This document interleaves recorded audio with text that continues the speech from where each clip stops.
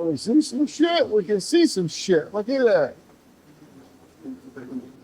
All right, guys, we are back with another video on illusion colors.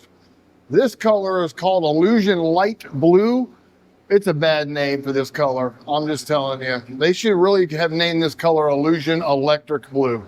And I think more people would buy it because it really is electric blue. All right, so we're gonna do our normal deal. We got these brackets here that are, this is hot, but we got these brackets that have some cage areas here. So we wanna puff on those real quick. So we're gonna go at it.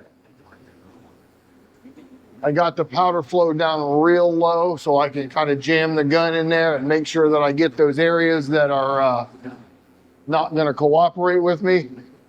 On the hot coat, there's no reason at all to have the gun blasting powder. I mean, okay, I won't say no reason. If you have a large part that you're doing and it's gonna cool on you, and you know it's gonna cool on you, you gotta turn the flow up or you're gonna run out of time. It's gonna cool before you get the part coated sufficiently in the cage areas. And that's not what you want. The whole idea of doing this and preheating it is to help get the cage areas. It also helps to expand any pores in the metal so you don't get bubbles or whatever. That helps a little bit in that area. Microgassing is what I meant, not bubbles. And it helps with that a little bit.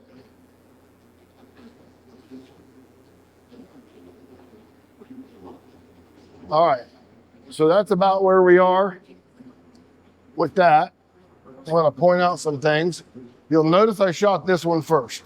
You'll notice this one's melted more than this one is. All right, and those are melted even less. When I was telling you about having the powder flow way up, if I had more parts on here than this, and I knew they were going to cool at this rate, I need to powder up more and I need to be able to move faster. You understand what I'm saying? So when you're spraying hot, if you have to turn the flow up, you have to be a samurai sword fighter with that thing. You know what I'm saying? Because when it's hot and you have the powder flow up and you stop, you screwed the pooch right there. So that's just something to keep in mind. It's a mindset to have while you're doing this. All right. So this isn't going to have to sit very long. As you see, these pieces here aren't melting very much. This didn't melt very much, but this did. So you see where we're at. We're going to be 2 or 3 minutes. We're going to come back. We're going to put a real quick dust coat on this thing just to powder it up and even up the metallics. And it'll go in the oven and we'll clear it. We'll show you all that. And we'll come back and show you the dust coat here in a second, and we'll go from there. All right, guys, we're back with the dust coat. We're gonna throw a quick little duster on there. I've turned the powder up just a smidget, not too much. And I'm really just going over this at kind of a more of a distance than I was at before. You don't want to get too close to it. And I'm just covering up the melted look. You can see probably from that side that it's wrapping pretty good. Kind of really needed to turn the powder up a little bit more, but it's not bad. It's just on the edge of what I like.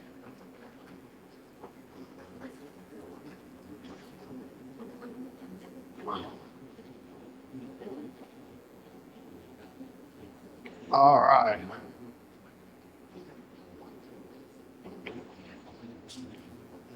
Get a little something on these.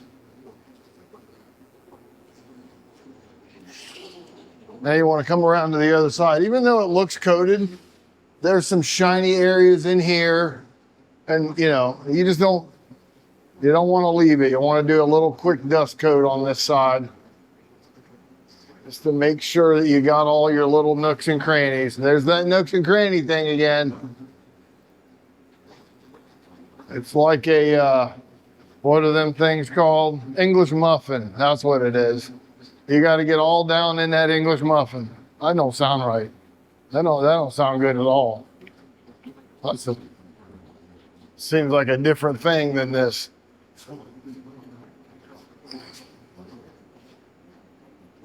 All right. That completes our dust coat. I'm just going around with a light on my head and kind of shining it in those corners, looking to make sure we don't see no shiny spots. We don't want shiny spots. And then you want to kind of give an overall look to it to make sure it's not blotchy. And illusion colors, let me describe blotchy to you a little bit. It'll have a silver spot or a spot where it's more silver concentrated than the others, or it just won't look even, okay? That will not go away, okay? If it does not look even now, it's not gonna get better in the oven, is what I'm telling you. Some colors, that doesn't apply to. Most solid tone colors can look, you know, like gloss black. Sometimes you put gloss black in and it'll have what I call white spots. It's starting to white spot. That means it's just on the edge of back ionizing. You need to stop. So you put something in the oven with white spots on it, comes out, it's freaking perfect. As long as you didn't back ionize it. Not a metallic. Metallic does not work like that. You will see the metallic mottled or whatever. If you put it in there and it's mottled, it ain't gonna fix itself in the oven. That's what I want to tell you. That's your rule on metallics, okay? And illusions in particular is I mean, you just want to make sure they're even. Give it a good glance, stand. Sometimes it helps to get some distance between you and the part. You know what I mean? Sometimes when you're right up, like flat panels, when you're right up on it, it won't look blotchy. Stand back 10 feet. You're like, oh my God. Yeah, there's that. All right, so we're gonna put this in there. We're gonna bring it up to, like, you know my thing, between 330 and 350, however long that takes on whatever part that you're working on. That's the temperature you're gonna bring it up to, and you're gonna pull it out, let it cool, and clear it. And we'll be back and show you all that. It ain't gonna take long. So, all righty, we'll be back in a minute.